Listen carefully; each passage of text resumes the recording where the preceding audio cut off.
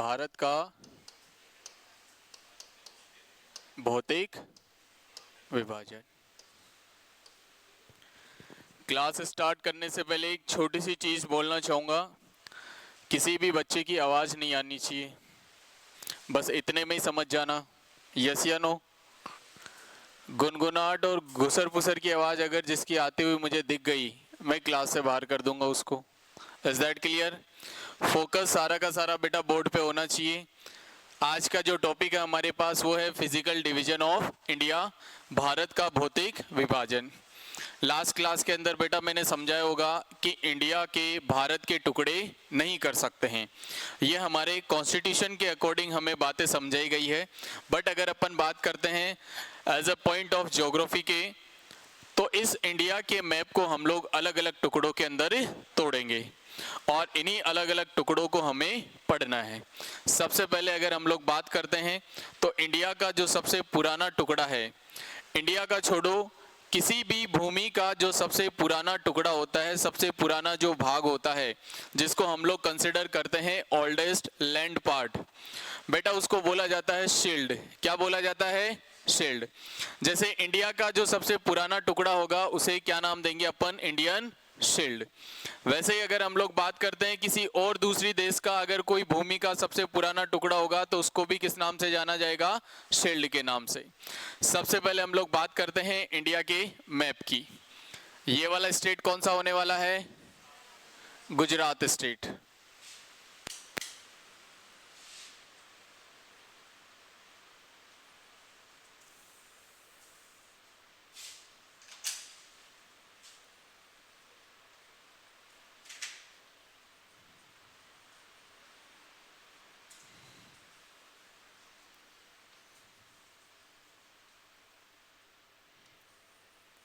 चलो ये बना लिया अपन ने एक नकली भारत, और इसी भारत के अब कंप्लीट अपने को क्या करने हैं? टुकड़े करने हैं, ताकि हमारा जो टॉपिक है फिजिकल डिवीजन ऑफ इंडिया वो हम लोग कंप्लीट तरीके से समझ पाए। बस बड़े ध्यान से मार्कर की तरफ फोकस करोगे और मेरी वॉइस को सुनने की कोशिश करोगे। बेटा सबसे पहले अपन ने एक ऊपर वाला टुकड़ा है, एक सेक्शन है, वो अपन ने कंसिडर कर लिया कुछ इस प्रकार से। क्या ऊपर वाला सेक्शन नजर आ रहा है क्या सबको? इसको अपन ने नाम दे दिया बेटा ए। कौन सा पार्ट बोल दिया इसको? ए पार्ट। वही अगर अपन बात करते हैं सेकंड नंबर पे, तो बताओ क्या ये सेकंड नंबर वाला पार्ट है वो तुम लोगों को नजर आ रहा है क्या?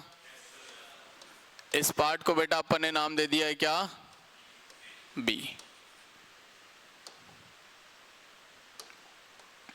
बड़े ध्यान से सुनोगे। ये जो थर्ड वाला सेक्शन है, बताओ मैंने एक ट्रायंगुलर शेप वाला स्ट्रक्चर बना दिया है क्या? यस या नो?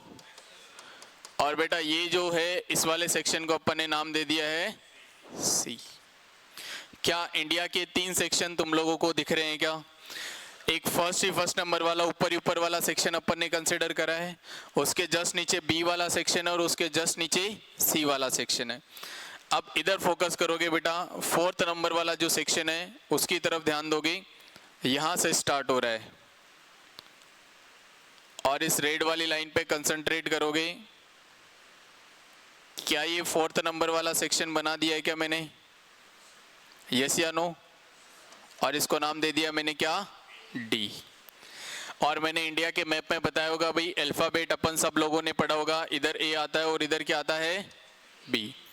तो ऐसे तो बताओ, ऐसे तो क्या बना देंगे अपन? अरेबियन सी। और बी से बताओ बी से क्या बनाए थे अपन? बे ऑफ बंगाल, यानी बंगाल की खाड़ी।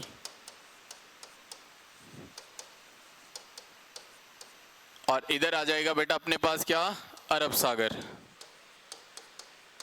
तो याद रखना, अरब सागर की तरफ इंडिया का एक द्वीप स्थित है, एक आइलैंड लोकेटेड है जिसका क्या नाम है? लक्षद्वीप। और बे ऑफ बंगाल की तरफ भी बेटा एक आइलैंड स्थित है जिसका नाम है अंडमान एंड निकोबार। तो जो ई पॉइंट होने वाला है अपने पास उस ई पॉइंट के अंदर बेटा कौन कौन सा सेक्शन आ जाएगा अपने पास? अंडमान निकोबार और लक्षद्वीप।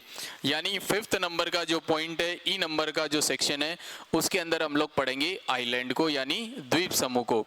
द्वीप किसे कहते हैं, कैसे ये जो द्वीप है इसका फॉर्मेशन होता है, कैसे इसका निर्माण होता है, वो सारी की सारी चीज़ें हम लोग जानने वाले हैं।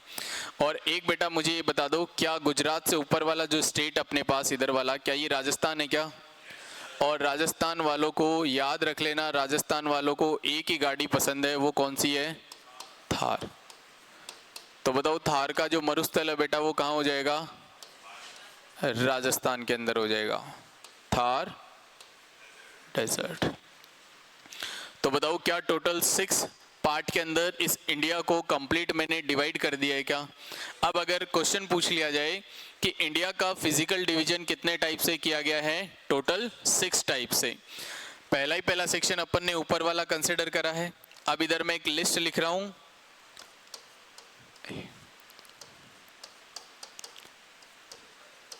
उत्तर का पर्वतीय प्रदेश,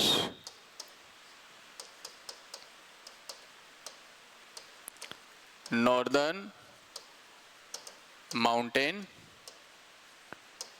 रीजन। बेटा बी नंबर वाला है, उसका नाम है उत्तर का विशाल मैदान।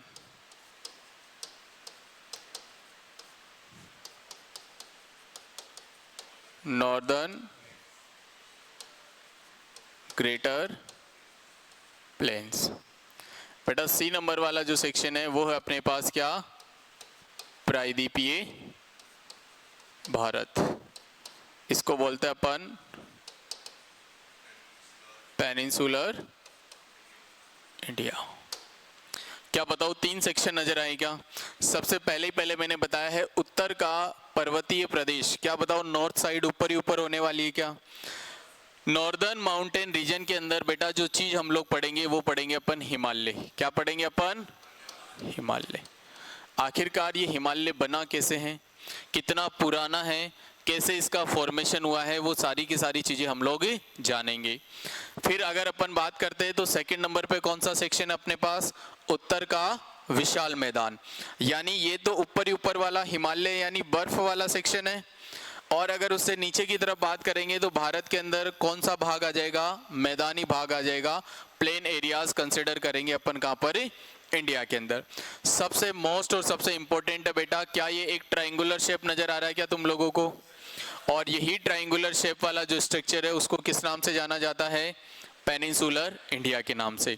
अभी मैंने एक शब्द तुम्हारे सामने बोलने की कोशिश करी थी, शील्ड, कि एक ऐसा भूमि का टुकड़ा जो सबसे ज्यादा पुराना हो। इस पूरे के पूरे भारत में से सबसे पुराना जो भूमि का टुकड़ा था बेटा वो कौन सा था? ये पेनिनसुलर इंडिया यानी प्रायद्वीपीय भारत।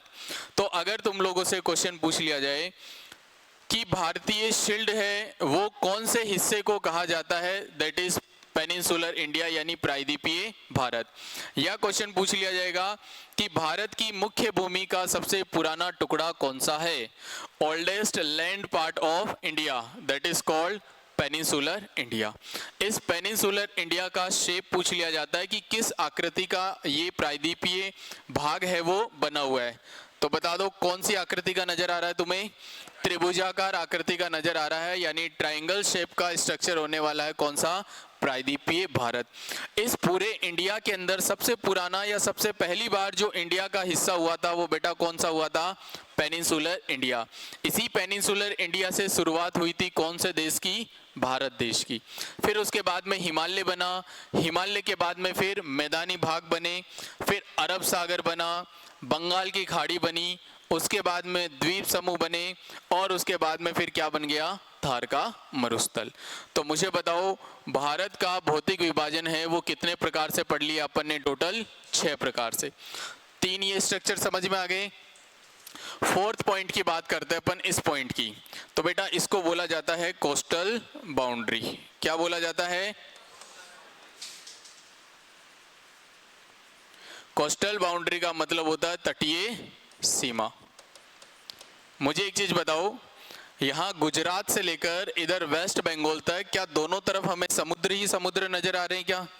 और समुद्र अगर नजर आ रहे हैं तो कहीं ना कहीं इधर वाले जो भी स्टेट है, क्या वो समुद्र के साथ सीमा बनाएंगे क्या? तो ऐसे स्टेट जो समुद्र के साथ सीमा बनाते हैं बेटा, उनको किस में कंसिडर किया जाता है? कोस्टल बाउंड्री के अंदर, यानी तटीय सीमा के अंदर। तो भारत के टोटल 9 ऐसे राज्य हैं जो तटीय सीमा का साझा करते हैं, किसके साथ? समुद्र के साथ। बोलो यस या नो? तो जब भी अगर तुम्हारे सामने स्ट्रक्चर नजर आ जाए कोस्टल बाउंड्री तटीय सीमा, तो दो ही स्टेट याद रखना है, गुजरात से लेकर कहां तक जाना है तुम्हें? वेस्ट बंगाल तक। स्टेट सारे के सारे पहली क्लास में मैंने बहुत अच्छी तरीके से तुम्हें पढ़ाए थे। गुजरात के बाद महाराष्ट्र, महाराष्ट्र के बाद गोवा, गोवा के बाद कर्नाटका, केरला, यूटर्न लेते ही तमिलनाडु, आंध्र प्रदेश, ओडिशा और वेस्ट बंगाल। टोटल 9 ऐसे स्टेट हैं जो भारत के कौन सी सीमा साझा करते हैं? तटीय सीमा। तो बताओ क्या 4th नंबर वाला कोस्टल बाउंड्री है वो क्लियर हो गया है क्या सबको? 5th नंबर पे बेटा अपन ने बात करी है आइलैंड की। किसकी? आइलैंड यानी द्वीप समूह की। बताओ कितने द्वीप समूह के बारे में अपन जानेंगे? 2। एक लक्षद्वीप है और एक कौन सा है? अंडमान और निकोबार। और 6 नंबर पे कौन सा पढ़ने वाले अपन? थार का मरुस्थल। बोलो यस या नो? क्या इतनी बात समझ में आती है क्या सब लोगों को? एक बार इसको उतार लो एज इट इज, ऐसा का ऐसा। कंप्लीट 6 सेक्शन बनाने हैं तुम्हें इंडिया के। बिना आवाज करे उतारोगे फटाफट? हाँ, ईस्ट वाला पार्ट भी बताते हैं अभी। कुछ माउंटेन रेंज से मिलकर ही ईस्ट वाला पार्ट बना है।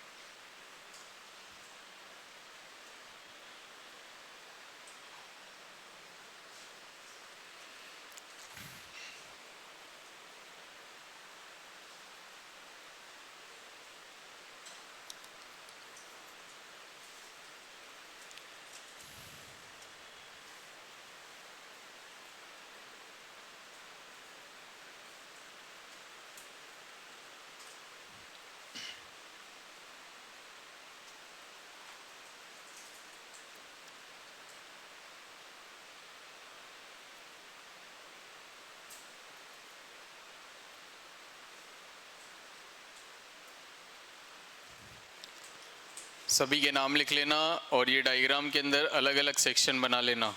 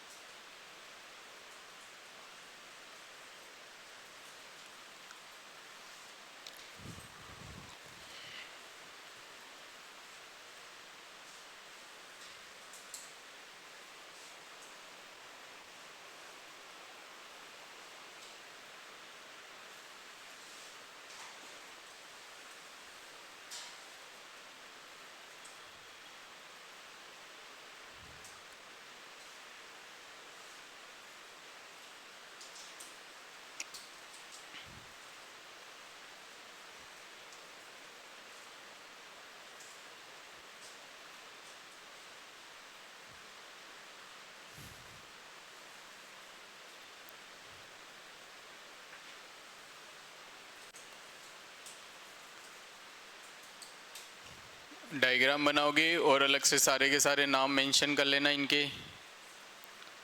टोटल 6 पार्ट है।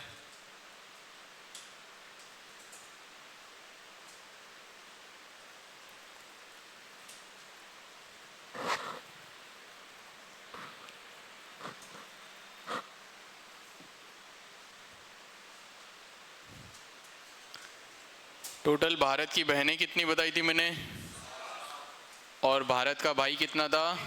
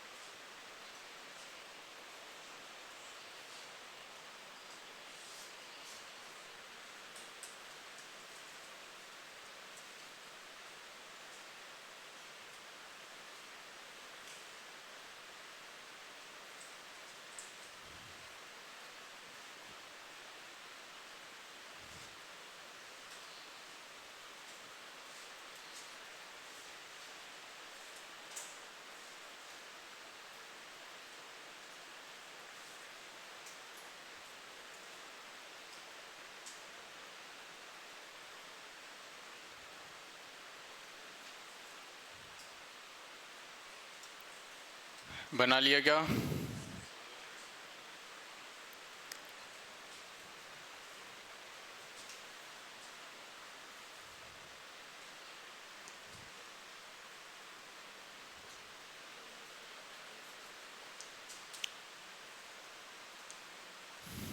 सबसे ज़्यादा इम्पोर्टेंट सब्जेक्ट है तुम्हारे एग्ज़ाम के पॉइंट ऑफ व्यू से।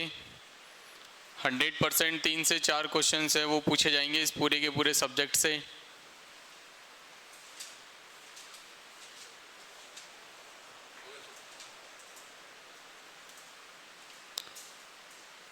बना लो भाई जल्दी से।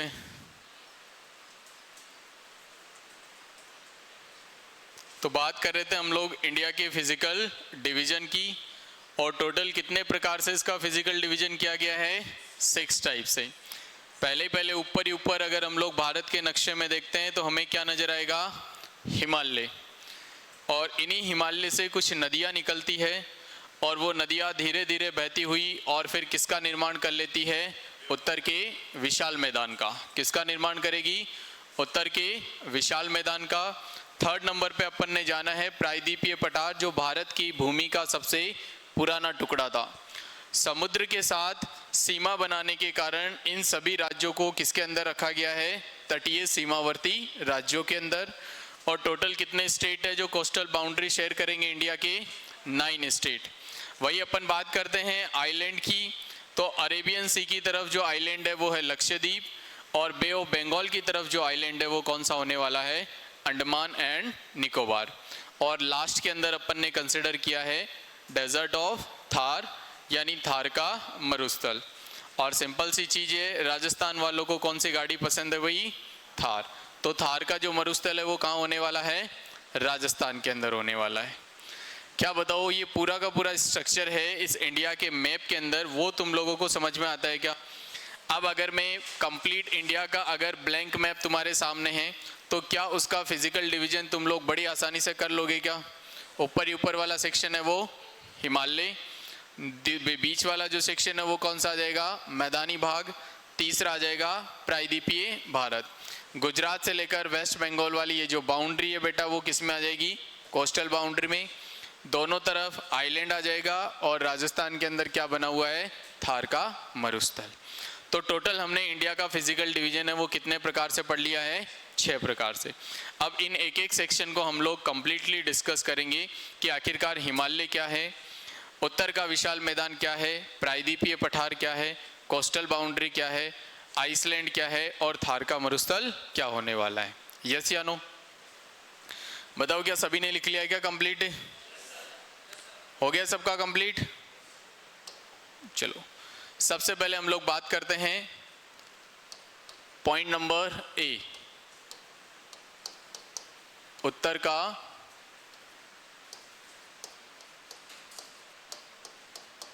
पर्वतीय प्रदेश।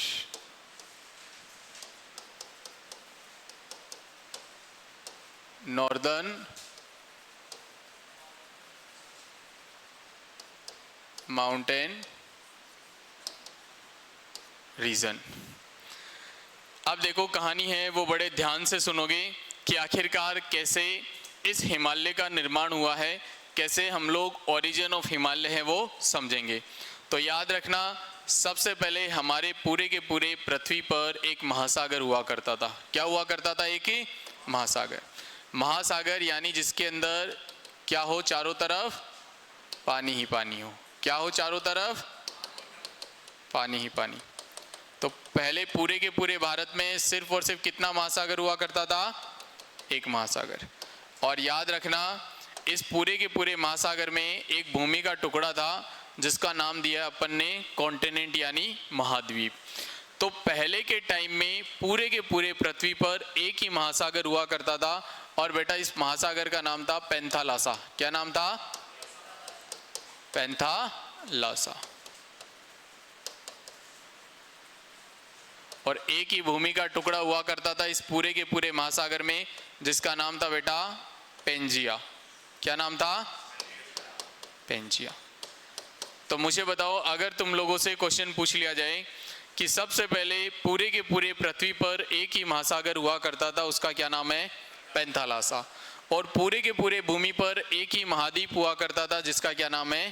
पेंजिया। महासागर का मतलब चारों तरफ पानी ही पानी, और महाद्वीप कॉन्टिनेंट का मतलब होता है एक छोटा भूमि का टुकड़ा। बोलो यस या नो? फिर क्या हुआ कि प्लेट टेक्टोनिक थ्योरी के अकॉर्डिंग अगर हम लोग सीखने की कोशिश करते हैं तो अल्फ्रेड वेगनर एक व्यक्ति थे जिन्होंने 1912 के अंदर एक थ्योरी दी है, 1912 के अंदर, प्लेट टेक्टोनिक यानी विवर्तन का सिद्धांत।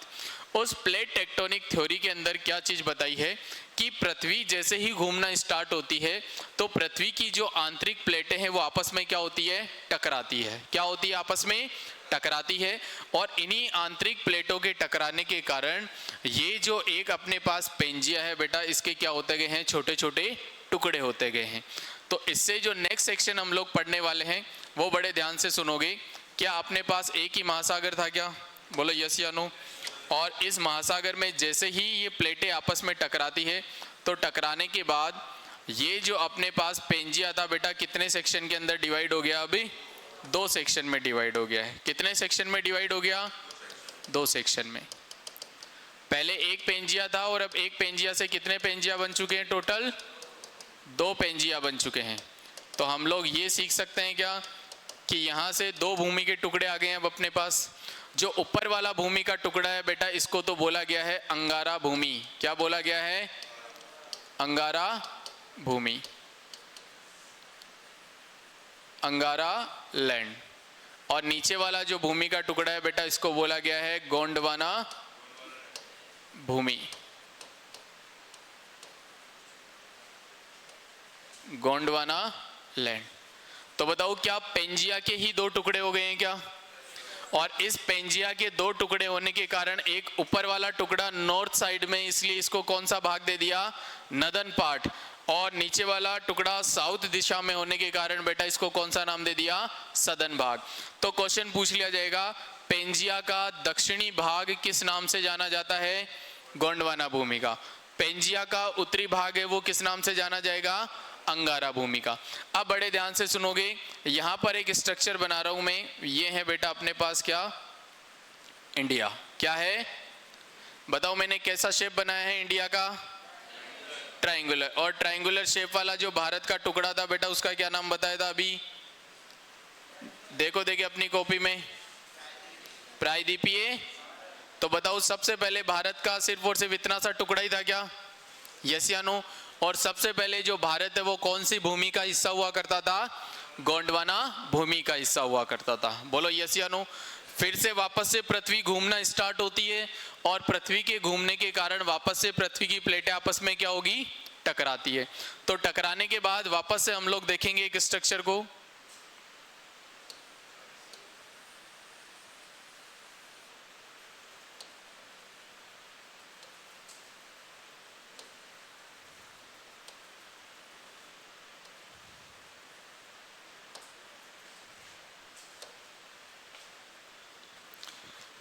जैसे ही पृथ्वी की प्लेटें वापस से टकराई है तो मुझे बताओ, एक पेंजिया पहले 2 टुकड़ों में था और इन्हीं 2 टुकड़ों से टोटल कितने टुकड़े बन गए हैं? 7 टुकड़े बन गए। कितने टुकड़े? 7। एक बनाता है अपने पास एशिया, एक बनाता है यूरोप, एक बनाता है नॉर्थ अमेरिका, एक बनाता है बेटा साउथ अमेरिका, एक बनाता है अफ्रीका, एक बनाता है अंटार्कटिका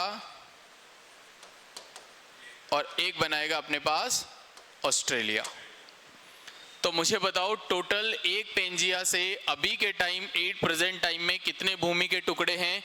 7। और इन्हीं 7 भूमि के टुकड़ों को नाम दिया गया है 7 कॉन्टिनेंट ऑफ द वर्ल्ड। पूरे के पूरे विश्व के अंदर बेटा कितने कॉन्टिनेंट बने हुए हैं? 7 कॉन्टिनेंट बने हुए हैं।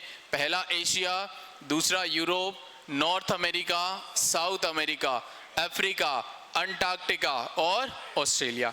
अब मुझे बताओ, अंगारा लैंड और गोंडवाना लैंड के बीच में भी क्या यहाँ पर एक सागर नजर आ रहा है? क्या पानी नजर आ रहा है? क्या ये पानी यहाँ पर नजर आ रहा था क्या? नहीं। लेकिन पेंजिया के 2 टुकड़े होने के कारण इन दोनों भूमि के बीच में किसका निर्माण हो गया? एक ही सागर का।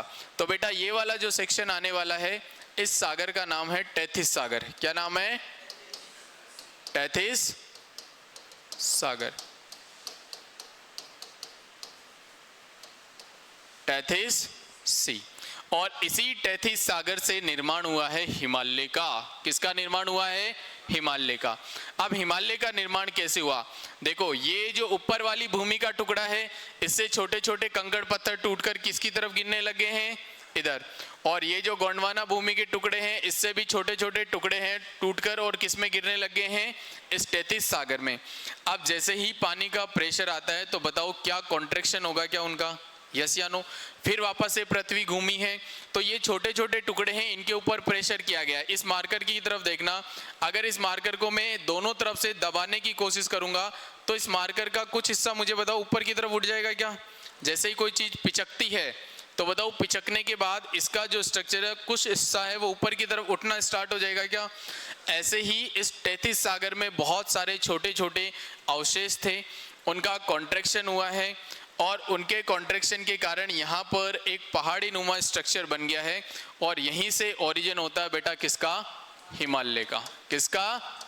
हिमालय की उत्पत्ति है, ओरिजिन ऑफ हिमालय है वो कहाँ से हुआ है? अपने पास टेथिस सागर से।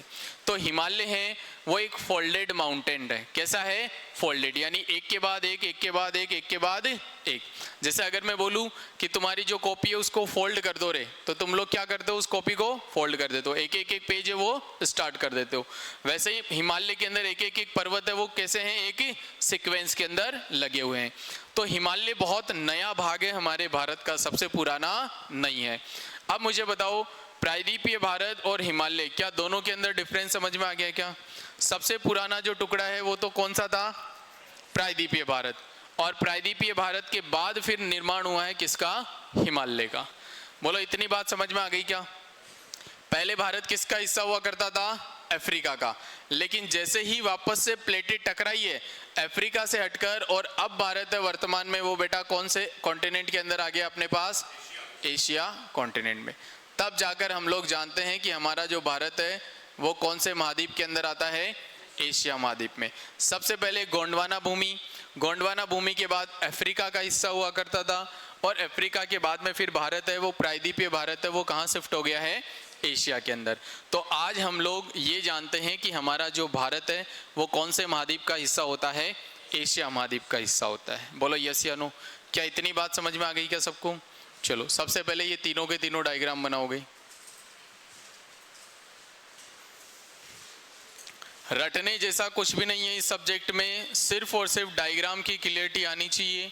इंडिया का मैप तुम्हारे माइंड में होना चाहिए। सबसे आसान सब्जेक्ट है ये जीके का।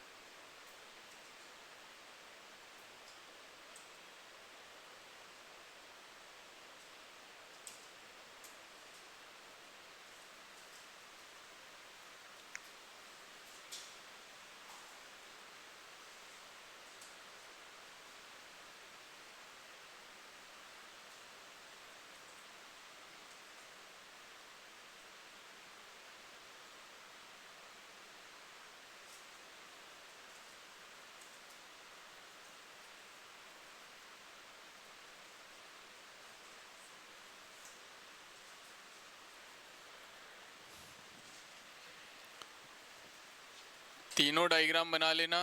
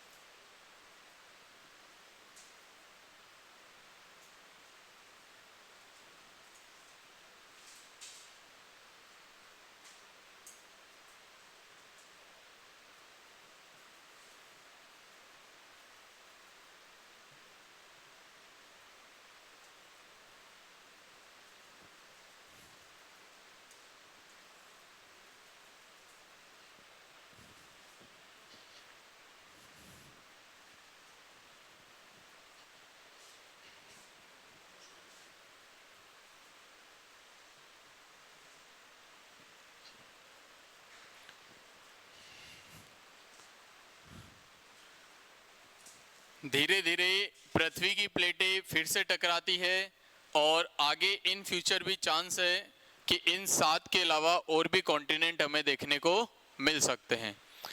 बट फिलहाल के लिए टोटल कितने कॉन्टिनेंट है हमारे पास में? 7।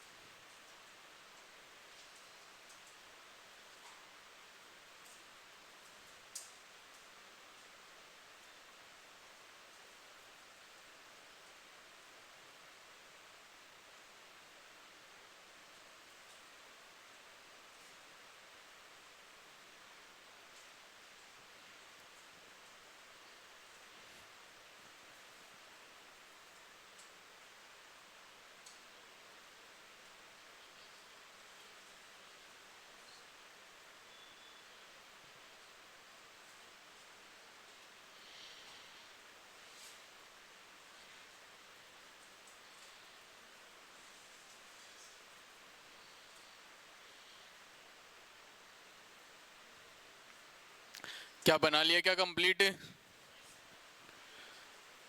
मुझे ये बता दो, सिर्फ और सिर्फ यहां से एक ही चीज समझनी थी कि हिमालय की उत्पत्ति कैसे हुई है। तो ओरिजिन ऑफ हिमालय है, क्या वो चीज समझ में आती है क्या सबको? तो कंप्लीट अगर तुम लोगों से पूछ लिया जाए कि हिमालय की उत्पत्ति किससे हुई है, टेथिस सागर से। अब आगे हम लोग जानेंगे इस हिमालय के प्रकार, कि इस हिमालय को टोटल कितने प्रकार से डिवाइड किया गया है। तो नेक्स्ट हेडिंग लिखो, हिमालय के प्रकार, टाइप्स ऑफ हिमालय। क्या हुआ? लास्ट वाला वापस समझाऊं? देखो, ये ऊपर वाला जो अंगारा भूमि है, वापस से पृथ्वी की प्लेटें टकराई है और इस अंगारा भूमि के बेटे कितने टुकड़े हो गए हैं ऊपर वाले के? 3। और गोंडवाना भूमि है, इसके टोटल नीचे कितने टुकड़े हो गए हैं? 4। तो अंगारा भूमि का पहला टुकड़ा बनाता है एशिया महाद्वीप, दूसरा बनाता है यूरोप महाद्वीप और तीसरा क्या बनाएगा? उत्तरी अमेरिका। वहीं गोंडवाना भूमि का एक टुकड़ा बनाएगा दक्षिणी अमेरिका, साउथ अमेरिका, एक बनाएगा अफ्रीका, एक बनाएगा अंटार्कटिका और एक बना देगा क्या? ऑस्ट्रेलिया। तो यहां से क्वेश्चन पूछ लिया जाएगा कि विश्व में कुल महाद्वीपों की संख्या कितनी है? Total number of continent in the world. There are 7 continent are present in the world. Total कितने महाद्वीप है अपने पास? 7 महाद्वीप है। और ये 7 महाद्वीप है सिर्फ और सिर्फ किससे मिलकर बने हैं? पेंजिया से। पहले अगर इन 7 को मिला दिया जाए तो बताओ कौन सा महाद्वीप बन जाएगा अपने पास? पेंजिया बन जाएगा। क्या कंप्लीट क्लियर है क्या यहां तक चीजें? चलो अब बढ़ते हैं हम लोग आगे की ओर और बात करेंगे अब डिवीजन ऑफ हिमालय। तो देखो, हिमालय को अपन 2 प्रकार से पढ़ेंगे बेटा। सबसे पहले पढ़ेंगे उत्तर से दक्षिण की ओर हिमालय का विभाजन। हिमालय के दो पार्ट बताए गए हैं। कितने पार्ट बताए गए हैं टोटल? दो। पहला है बेटा अपने पास ट्रांस हिमालय। कौन सा हिमालय है? ट्रांस हिमालय। और दूसरा है अपने पास मुख्य हिमालय। एक है मेन हिमालय और एक अपने पास ट्रांस हिमालय। ट्रांस हिमालय है, ये भारत के अंदर स्थित नहीं है। अगर हम लोग इंडिया के मैप में देखते हैं तो बेटा ट्रांस हिमालय हमें दिखाई ही नहीं देता। अब कुछ इस प्रकार से इन चीजों को समझने की कोशिश करना। सबकी नजर मेरे हाथों की तरफ होनी चाहिए। मैं बता रहा हूं ये कंप्लीट इंडिया है। क्या है ये? Complete India. और ये वाला जो हिस्सा है वो ट्रांस हिमालय है। क्या बताओ, ट्रांस हिमालय तुम्हें सामने से नजर आ रहा है क्या? लेकिन अगर मैं इसको कुछ इस प्रकार से घुमा दूं तो बताओ अब क्या ट्रांस हिमालय नजर आएगा क्या? तो सामने से देखने पे ट्रांस हिमालय हमें नजर नहीं आता। इसीलिए बेटा इस ट्रांस हिमालय को बोला जाता है हाइड हिमालय, यानी छिपा हुआ हिमालय। अगर क्वेश्चन पूछ लिया जाए हाइड हिमालय, छिपा हुआ हिमालय है, वो किसे कहा जाता है? तो बेटा कौन सा हो जाएगा? वो ट्रांस हिमालय हो जाएगा। और याद रखना इसी का तीसरा नाम है सबसे पुराना हिमालय। ओल्डेस्ट हिमालय अगर पूछ लिया जाए तो बता दो कौन सा हिस्सा हो जाएगा? ट्रांस हिमालय।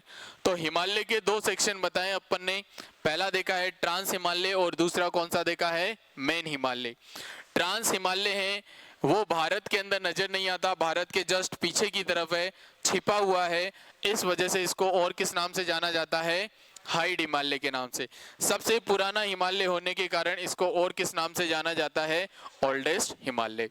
फिर अपन बात करते हैं कि इंडिया में भारत के अंदर जो हिमालय नजर आता है बेटा वो कौन से रेंज के अंदर आएगा? मेन हिमालय के अंदर। यहां से तीन सेक्शन है। पहला है अपने पास ग्रेटर हिमालय, इसको बोला जाता है महान या वृहद हिमालय। सेकंड नंबर पे आएगा अपने पास मिडल या लेजर हिमालय।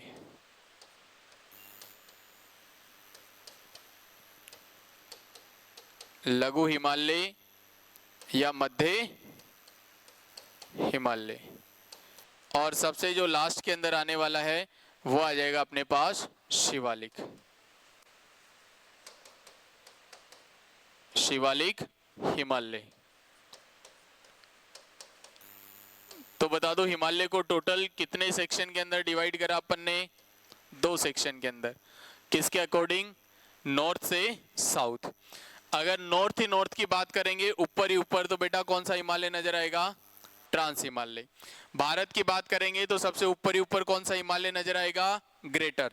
ग्रेटर के बाद में मिडल और मिडल के बाद में कौन सा आ जाएगा? शिवालिक। अब अगर क्वेश्चन ये पूछ लिया जाए कि भारत के सबसे दक्षिण में कौन सा हिमालय स्थित है तो बताओ कौन सा हो जाएगा? शिवालिक। भारत के सबसे उत्तर में कौन सा हिमालय स्थित है तो कौन सा हो जाएगा? ट्रांस हिमालय। बोलो यस या नो। उतार लो इसको कंप्लीट।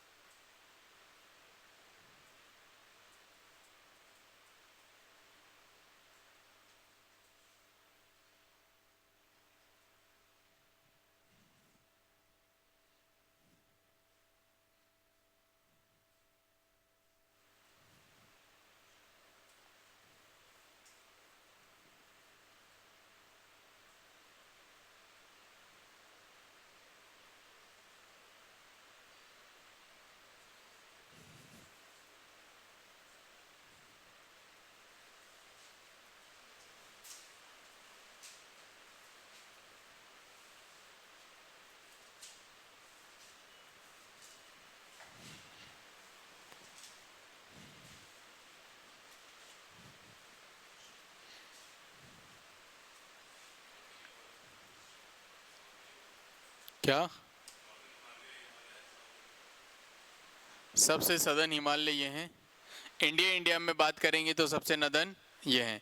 पूरे हिमालय के अंदर अगर बात करते हैं तो सबसे नदन मोस्ट हिमालय कौन सा आ जाएगा? ट्रांस हिमालय आ जाएगा।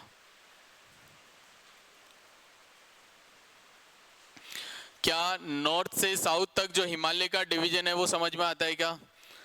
टोटल ओवरऑल हिमालय को दो सेक्शन में डिवाइड किया गया है। पहला ट्रांस, जिसे हाइड हिमालय भी कहते हैं, जो सबसे पुराना हिमालय भी है। और अगर सबसे नए हिमालय की बात करते हैं तो बेटा न्यूएस्ट हिमालय कौन सा आ जाएगा? शिवालिक हिमालय। भारत का सबसे दक्षिण में स्थित हिमालय है वो भी कौन सा आ जाएगा? शिवालिक। ऐसे चलेंगे अपन इंडिया के अंदर, पहले ग्रेटर, ग्रेटर के बाद मिडल और मिडल के बाद शिवालिक। तो जो नया जो हिमालय बना है वो कौन सा बना है? शिवालिक। और इस शिवालिक के बाद में फिर बेटा किसका निर्माण होना स्टार्ट हो जाएगा? मैदानी भाग का। जो प्लेन एरियाज है उसका फॉर्मेशन होना स्टार्ट हो जाएगा किसके बाद? शिवालिक हिमालय के बाद। क्या बताओ, इतनी बात समझ में आ गई क्या सबको? ये वाला जो सेक्शन देखा अपन ने वो कौन सा देखा है? नॉर्थ से साउथ। अब इनके अंदर अलग अलग माउंटेन रेंज बनी हुई है। क्या बनी हुई है? अलग अलग माउंटेन रेंज। इसका मतलब समझना, सबसे पहले अपन बात करते हैं बेटा ट्रांस हिमालय की। किसकी? ट्रांस हिमालय की। ट्रांस हिमालय के अंदर जो माउंटेन रेंज है, जो पर्वत जो श्रेणियां है बेटा, पहले नंबर पे है काराकोरम। कौन सी है? काराकोरम श्रेणी।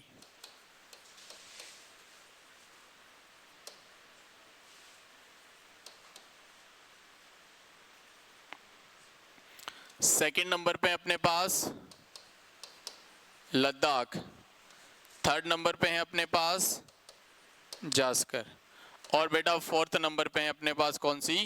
कैलाश रेंज। टोटल कितनी माउंटेन रेंज बता दी है ट्रांस हिमालय के अंदर? 4। बोलो, सभी की आवाज आनी चाहिए। पहले नंबर पे कौन सी रेंज है अपने पास? काराकोरम। दूसरे नंबर पे लद्दाख, तीसरे नंबर पे जास्कर और फोर्थ नंबर पे कैलाश। अब सबसे इंपॉर्टेंट अपने लिए ये है काराकोरम रेंज। अब याद रखना, ये जो काराकोरम रेंज है बेटा, ये कौन से सेक्शन में आती है? पीओके। पीओके का पूरा नाम होता है पाक ऑक्यूपाइड कश्मीर। पाक अधिकृत कश्मीर, यानी यही तो वो कश्मीर का टुकड़ा है जिसपे भारत और पड़ोसी मुल्क को लेकर आपस में क्या चल रहे हैं? मतभेद चल रहे हैं। पड़ोसी मुल्क ये कहता है कि पीओके वाला सेक्शन पे हमारा अधिकार है, और हम भारतीयों का मानना है कि पीओके वाला सेक्शन है वो हमारे कश्मीर का हिस्सा है। तो जब कश्मीर अगर भारत का हो सकता है तो पीओके भी किसका होना चाहिए? भारत का होना चाहिए। तो याद रखना, इसी पीओके वाले सेक्शन के अंदर कुछ माउंटेन रेंज बनाने की कोशिश कर रहा हूं मैं, उसको समझने की कोशिश करोगे। और इनकी लंबाई के अनुसार दोनों तीनों चीजें हैं वो तुम लोग कंसिडर करने की कोशिश करोगे। देखो, काराकोरम नाम होने के कारण इस पूरे के पूरे पर्वत श्रेणियों में जितने भी माउंटेन बने हुए हैं, जितनी भी चोटियां बनी हुई है, उन सभी का नाम स्टार्ट होता है के से। किससे? के से। के फोर क्या है यहाँ पर? काराकोरम। तो बेटा पहले नंबर पे इसलिए इसको क्या नाम दे दिया? K1। दूसरे नंबर पे इसलिए इसको क्या नाम दे दिया? तीसरे नंबर वाली को K3 और चौथे नंबर वाली को K4। तो हम लोग कह सकते हैं कि काराकोरम रेंज के कारण इसका नाम है वो कहां से स्टार्ट कर दिया है? K से। बताओ, इन चारों में से सबसे ऊपर जो चोटी है वो कौन सी नजर आ रही है तुम्हें? K2। और ये काराकोरम रेंज की सबसे हाईएस्ट पीक होने के कारण ही इसके साथ साथ ही ये क्या है? India's highest peak. अब वेरी वेरी इंपॉर्टेंट क्वेश्चन बन जाता है इस K2 से। क्वेश्चन डायरेक्टली पूछा जाएगा, भारत की सबसे ऊंची चोटी कौन सी है? तो बेटा वो कौन सी हो जाएगी? K2।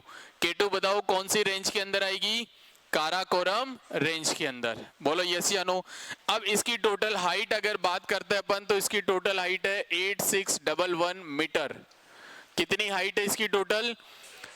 8611 मीटर हाइट के साथ पीओके वाले सेक्शन के अंदर भारत की सबसे ऊंची चोटी स्थित है बेटा, उसका क्या नाम है? K2। और इसी K2 का दूसरा नाम है गॉडविन ऑस्टिन। क्या नाम है? Godwin Austen.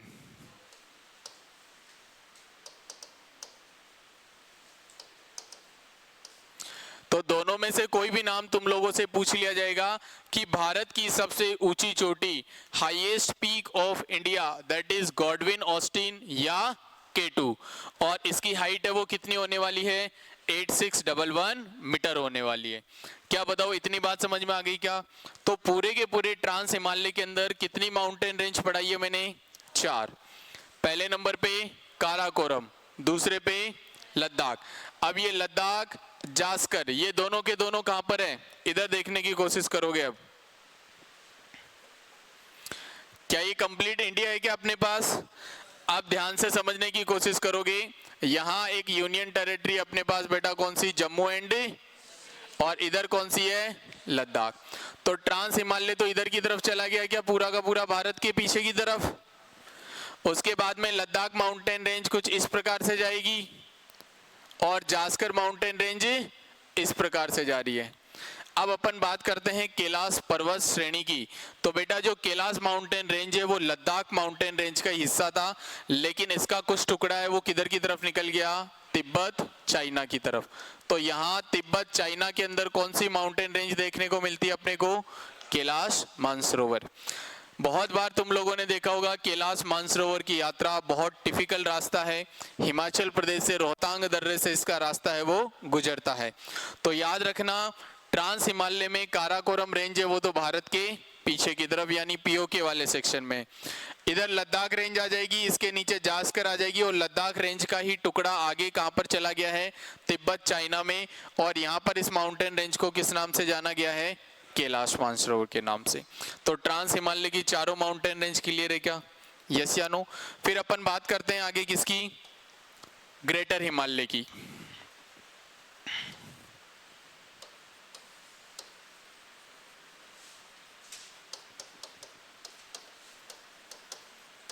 महान हिमालय। बेटा महान हिमालय है वो पीओके के अंदर एक पर्वत है, इसका नाम है बेटा नंगा पर्वत। क्या नाम है, नंगा माउंटेन। और इस नंगा माउंटेन से लेकर और इसकी जो रेंज है वो ईस्ट के अंदर एक पर्वत बना हुआ है जिसका नाम है नामचा बरवा। क्या नाम है, नामचा बरवा। ये नामचा बरवा है, ये अरुणाचल प्रदेश में है। कहां पर है, अरुणाचल प्रदेश के अंदर है। तो हिमालय की जो रेंज है वो पीओके से लेकर और नामचा बरवा अरुणाचल प्रदेश तक फैली हुई है। पहले सेक्शन कौन सा आ जाएगा, नंगा पर्वत। उसके बाद में उत्तराखंड आएगा, फिर नेपाल आएगा, और फिर कौन सा आ जाएगा इधर, असम हिमालय आ जाएगा। कौन सा हिमालय आ जाएगा, असम हिमालय आ जाएगा। बोलो यस या नो? तो अगर अपन बात करते हैं इस ग्रेटर हिमालय की, तो इस ग्रेटर हिमालय का जो एक्सटेंशन है वो नंगा पर्वत से लेकर और कहां तक है, नामचा बरवा तक। अब अपन बात करते हैं यहाँ पर नेपाल के अंदर। तो बेटा नेपाल के अंदर पूरे के पूरे हिमालय की, किसकी बात कर रहा हूं मैं अभी, हिमालय की, भारत की बात नहीं कर रहा हूं। भारत की सबसे ऊंची चोटी तो कौन सी पढ़ ली अपन ने, K2। अब अपन बात करेंगे किसकी, ओवरऑल हिमालय की। तो बेटा हिमालय की जो सबसे ऊंची चोटी है वो है अपने पास माउंट एवरेस्ट। और इस माउंट एवरेस्ट की जो हाइट है बेटा वो कितनी है, 8848 मीटर। अब 8848 मीटर की हाइट के कारण ये हिमालय की सबसे ऊंची चोटी है। और मैंने तुम्हें K2 की हाइट बता दो कितनी बताई है, 8611। तो फिर इस हिसाब से तो माउंट एवरेस्ट होनी चाहिए सबसे ऊंची चोटी।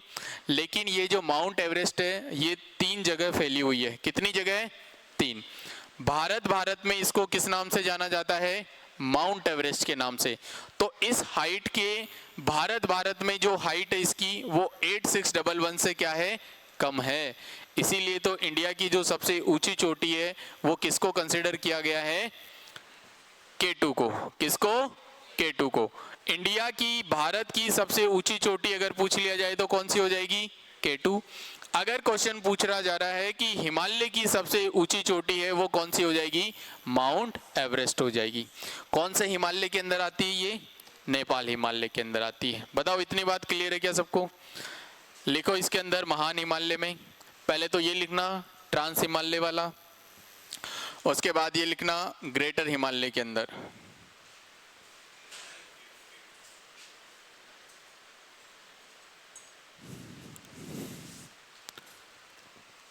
K2 के आगे लिख लेना भारत की सबसे ऊंची चोटी।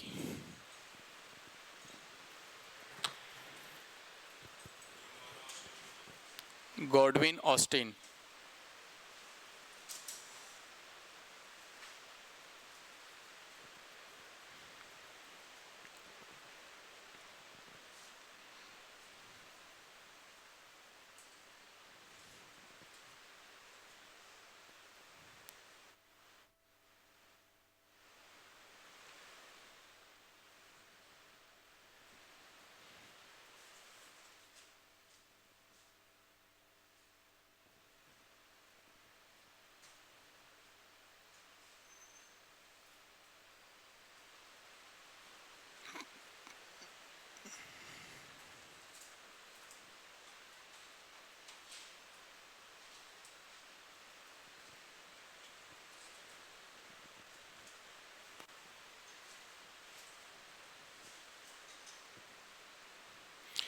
दोनों क्वेश्चन में डिफरेंस है।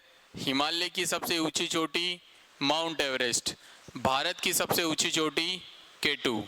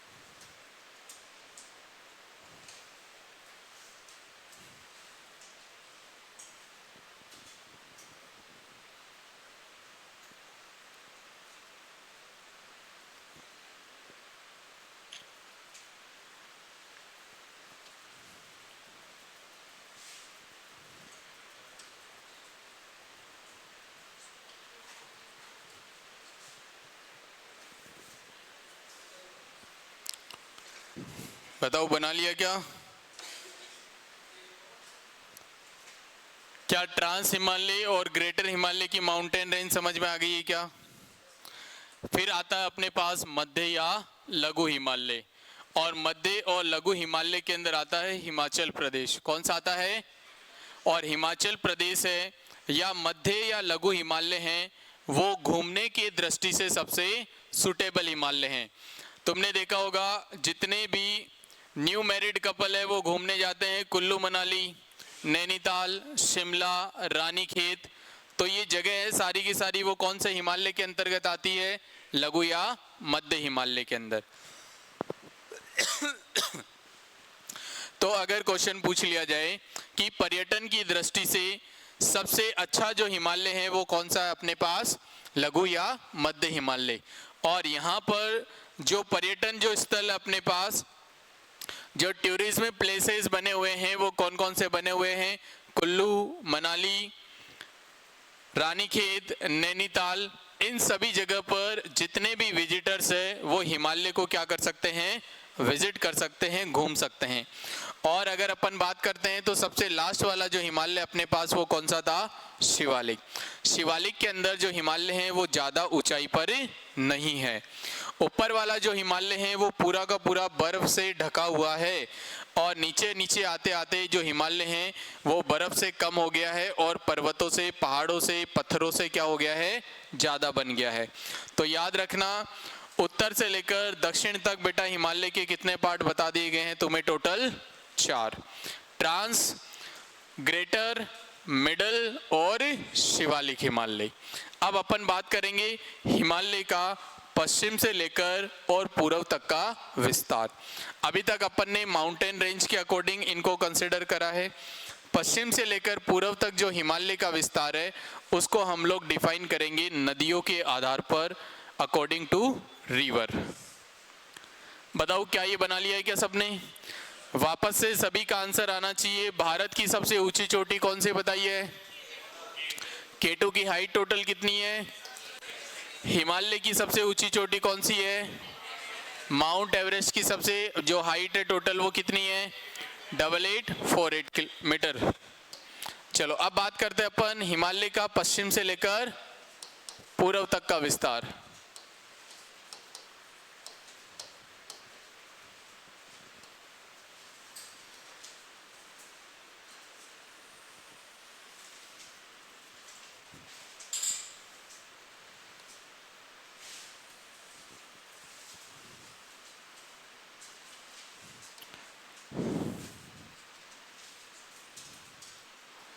मुझे बताओ चौड़ाई पश्चिम की तरफ ज्यादा नजर आ रही है या पूर्व की तरफ? पश्चिम की तरफ। तो हिमालय है वो पश्चिम दिशा की तरफ, इसकी चौड़ाई है, इसकी जो विड्थ है वो थोड़ी ज्यादा है, और पूर्व में जाते जाते इसकी विड्थ है वो क्या हो गई है? कम हो गई है। तो पश्चिम से लेकर पूर्व तक भी इस हिमालय के टोटल है वो कितने सेक्शन डिवाइड करे गए हैं? टोटल 4। कितने सेक्शन बना दिए हैं इस हिमालय के? टोटल 4।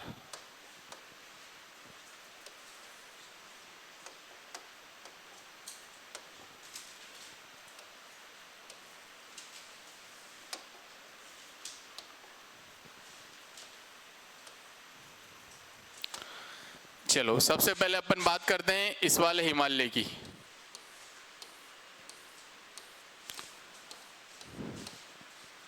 तो सबसे पहले हम लोग नदियों के आधार पे बात करते हैं। तो बेटा यहाँ पर नदी आती है सिंधु नदी। कौन सी नदी आती है? Sindhu Indus river. इंडस के बाद जो नदी यहाँ पर हम लोग कंसिडर करेंगे वो है अपने पास सतलुज।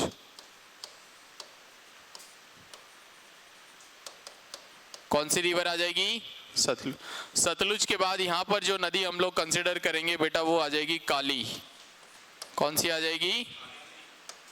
काली। यहाँ पर आ जाएगी तिस्ता।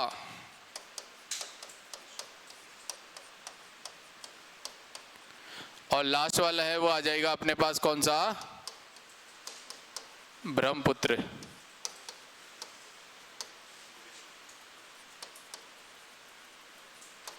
तो बताओ टोटल कितनी नदियां बता दी है मैंने? 5।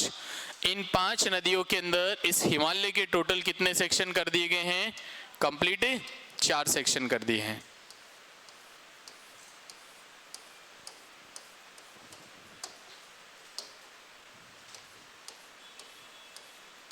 और पूर्व से लेकर ये पश्चिम से लेकर पूर्व तक भी हिमालय के टोटल कितने भाग बता दिए हैं? कंप्लीट 4 भाग बता दिए हैं।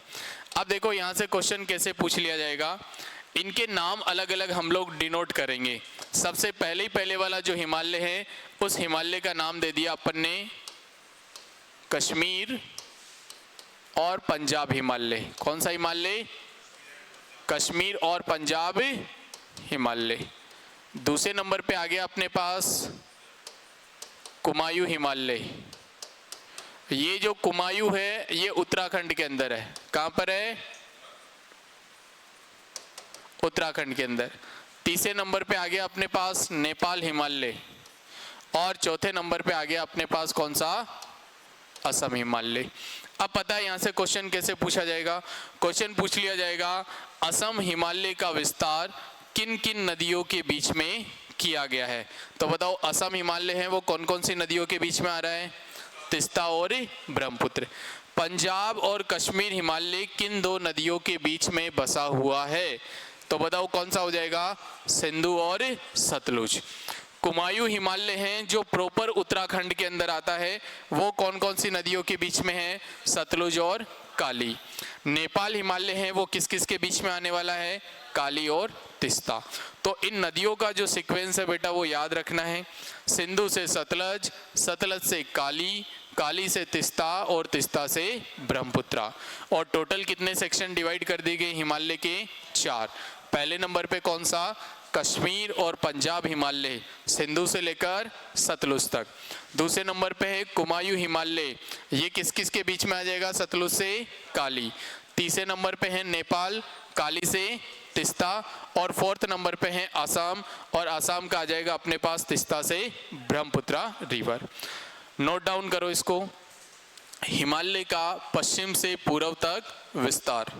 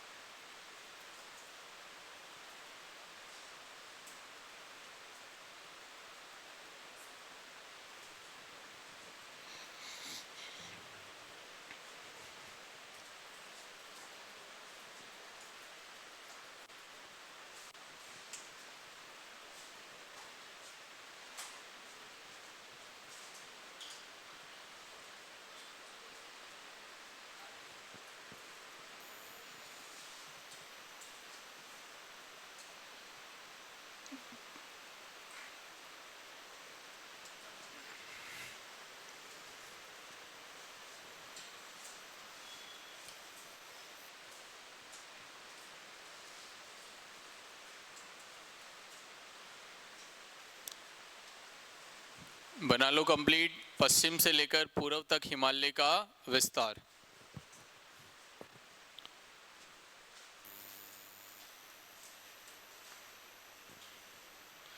Extension of Himalaya from west to east.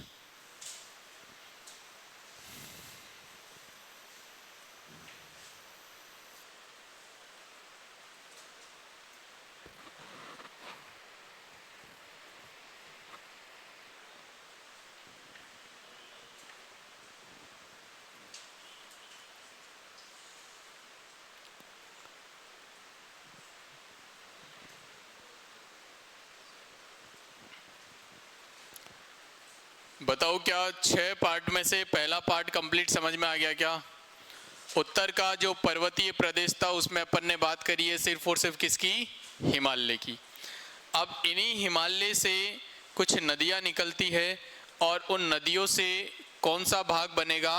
मैदानी भाग यानी प्लेन एरियाज।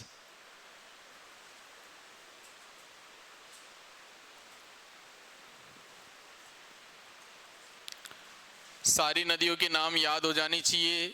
सिंधु से सतलज, सतलुज से काली, काली से तिस्ता और तिस्ता से ब्रह्मपुत्र। पहले नंबर पे कश्मीर और पंजाब हिमालय, फिर कुमायूं, फिर नेपाल और देन आफ्टर सबसे लास्ट में कौन सा आ जाएगा? असम हिमालय आ जाएगा। बोलो लिख लिया क्या? यहाँ तक कंप्लीट है सबका? बढ़े क्या आगे? चलो सेकंड नंबर पे हम लोग बात करेंगे उत्तर का विशाल मैदान।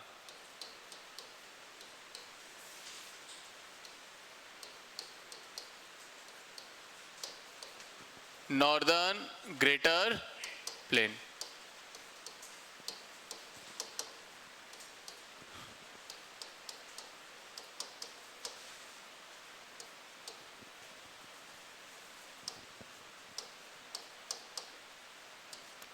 सिर्फ और सिर्फ समझने का प्रयास करोगे सभी। ये देखो अपन ने सबसे पहले ड्रॉ किया है एक हिमालय। क्या? हिमालय। और हिमालय है, वहां पर सारे के सारे जो पर्वत है वो किससे कवर होते हैं? आइस यानी बर्फ से। और याद रखना एक ऐसा पर्वत जो पूरी तरह से बर्फ से ढका हुआ है उसको बोला जाता है बेटा ग्लेशियर। क्या बोला जाता है? ग्लेशियर का मतलब होता है हिमनद। एक ऐसा पर्वत जो पूरा का पूरा किससे बना होता है? बर्फ से बना होता है। और उसी बर्फ से बने हुए पर्वत को किस नाम से जाना जाता है बेटा? ग्लेशियर के नाम से। किस नाम से जाना जाएगा? ग्लेशियर बोले तो हिमनद। अब देखो बहुत रेयर केस के अंदर जो ऊपर वाला जोन होता है वहां पर टेम्परेचर डिफरेंस आता है, बट वहां पर तेज हवाएं चलती है। क्या चलती है? तेज हवाएं। और कुछ तापमान के अंदर, टेम्परेचर के अंदर भी क्या आता है? वेरिएशन आता है। जैसे अगर मैं बात करूं, एक कटोरी को तुमने पानी से भरा है और उसको फ्रीजर में रख दिया और सुबह तक क्या वो पूरी की पूरी कटोरी के अंदर बर्फ है वो जम जाती है क्या? फिर अगर उस कटोरी को फ्रीजर वाले टेम्परेचर से निकाल के साइड में अगर तुम लोग बाहर रखोगे तो धीरे धीरे धीरे धीरे उस कटोरी से पानी की जो धाराएं हैं वो बहना स्टार्ट हो जाएगी। और कुछ टाइम के बाद में देखेंगे अपन जो आइस थी वो पूरी तरीके से क्या होना स्टार्ट हो जाती है?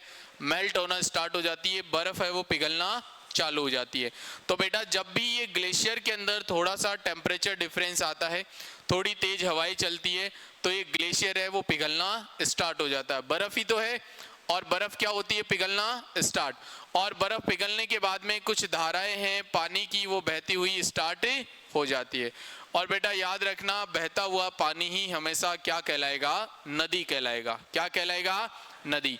अगर कोई भी पानी जो लगातार बह रहा है वो किसका रूप बनाएगा? नदी का रूप बनाएगा। कोई एक ऐसा पानी जो एक जगह शांत बेटा है, ठहरा हुआ है, तो बेटा ये बनाएगा झील। क्या बनाएगा? झील यानी लेक। तो हिमालय से बहुत सारी नदियां हैं जिनका ओरिजिन हुआ है और ये नदियां हैं वो हिमालय से बहती हुई और नीचे की तरफ कहां पर आ जाएगी? शिवालिक हिमालय में। कहां आ जाएगी? शिवालिक हिमालय में। और शिवालिक हिमालय के अंदर मैंने बताया है कि बर्फ वाले पर्वत कम है और पत्थरों से बने हुए जो पहाड़ पर्वत है वो क्या है, ज्यादा है।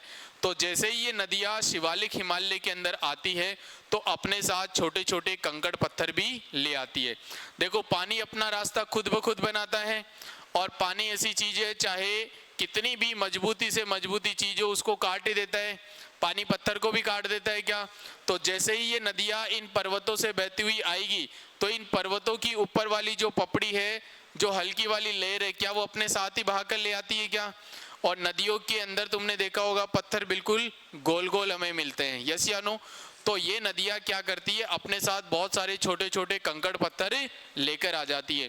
फिर ये नदियां हैं उन छोटे छोटे कंकड़ पत्थरों को पानी के साथ कट लगता जाता है, काटती जाती है, और उन पत्थर का बिल्कुल बारीक क्या बन जाता है, चूर्ण बन जाता है, बिल्कुल मिक्सचर। और बेटा किसी भी पत्थर को अगर तुम लोग बारीक पीस लोगे तो वो मिट्टी का रूप बनाएगा। किसका रूप बनाएगा? मिट्टी का रूप बनाएगा। और जैसे जैसे नदियों का पानी सूखता जा रहा है तो वहां से तुमने देखा होगा कि हमें मिलती है बजरी। क्या मिलती है? बजरी, जिसको हम लोग मकान बनाने के अंदर भी काम में लेते हैं। और उसी बजरी के जमने के कारण, इकट्ठा होने के कारण एक बहुत बड़े एरिया के अंदर नदियों के द्वारा लाया गया जो पत्थर था उसका चूर्ण बना है। और नदियों के पानी सूखने के कारण या उस चूर्ण के इकट्ठे होने के कारण एक पूरा का पूरा बहुत बड़ा मैदानी भाग बन गया है, और उसी का नाम क्या निकाल दिया गया है? उत्तर का विशाल मैदान। तो मुझे एक सिंपल सी चीज इतनी सी बताओ, जो चीज मैंने तुम्हें समझाई है कि उत्तर का विशाल मैदान का निर्माण है वो किसके कारण हुआ है? हिमालय से निकलने वाली नदियों के कारण। किसके कारण हुआ है? हिमालय से निकलने वाली नदियों के कारण। और बेटा हिमालय से तो 3 ही नदियां निकलती है, गंगा, ब्रह्मपुत्र और सिंधु। कौन सी नदियां हैं? गंगा, ब्रह्मपुत्र और सिंधु। तो याद रखना, सिंधु नदी के कारण पंजाब हिमालय वाला मैदानी भाग बन चुका है। गंगा ब्रह्मपुत्र के कारण यूपी, बिहार, बंगाल, यहां तक का पूरा मैदानी भाग है वो कंप्लीट बन चुका है। तो हम लोग जानेंगे उत्तर का जो विशाल मैदान है वो सिर्फ और सिर्फ किसके कारण मिलकर बना है? हिमालय से निकलने वाली नदियों के कारण मिलकर बना है। बोलो यस या नो?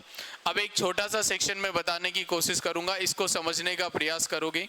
जैसे ही ये नदियां, मान लो कि नदी बहकर आ रही है और यहाँ पर कुछ अलग अलग क्या बने हुए हैं? पर्वत बने हुए हैं। तो बताओ पर्वत, ये जो पर्वत है इस पर्वतों तक तो ये नदी है वो बहती हुई आ जाएगी क्या कुछ इस प्रकार से? और अब नदी है वो किधर की तरफ आ गई है? मैदानी भाग में। तो नदियां है वो सबसे पहले बेटा अपने साथ छोटे छोटे क्या लेकर आएगी? पेबल स्टोन, कंकड़ पत्थर। और इन्हीं छोटे छोटे कंकड़ पत्थर को लाकर ये एक जगह पर क्या कर देगी बेटा?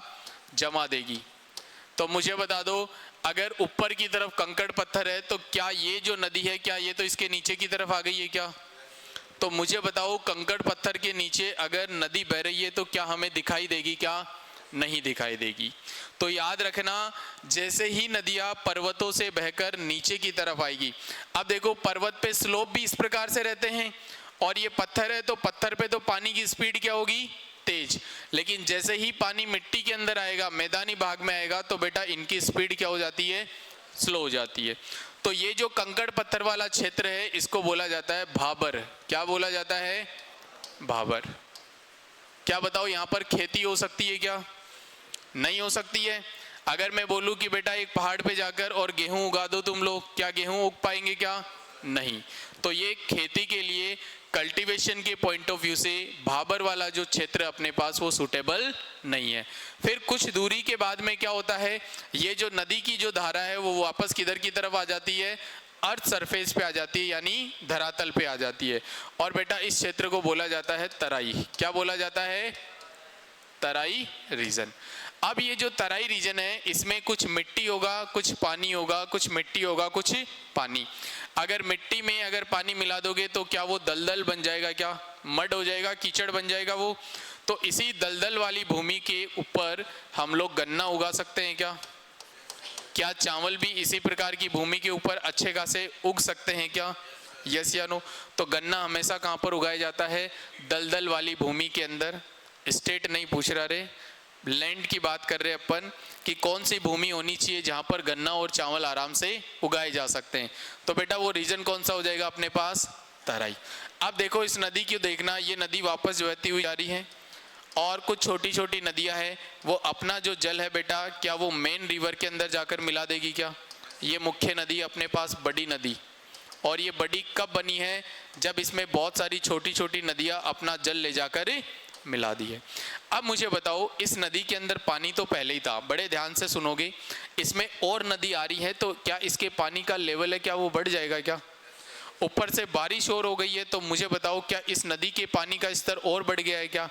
और अगर नदी के पानी का स्तर अगर बढ़ गया, नदी अगर ओवरफ्लो हो गई, तो बताओ इसका जो पानी है वो आसपास वाले क्षेत्रों के अंदर बहना स्टार्ट हो जाएगा क्या? बोलो यस या नो। अब ये जो नदी के बाहर जो पानी आ गया है, ये सूर्य के प्रकाश से कुछ टाइम के बाद में, कुछ दिनों के बाद में क्या हो जाएगा?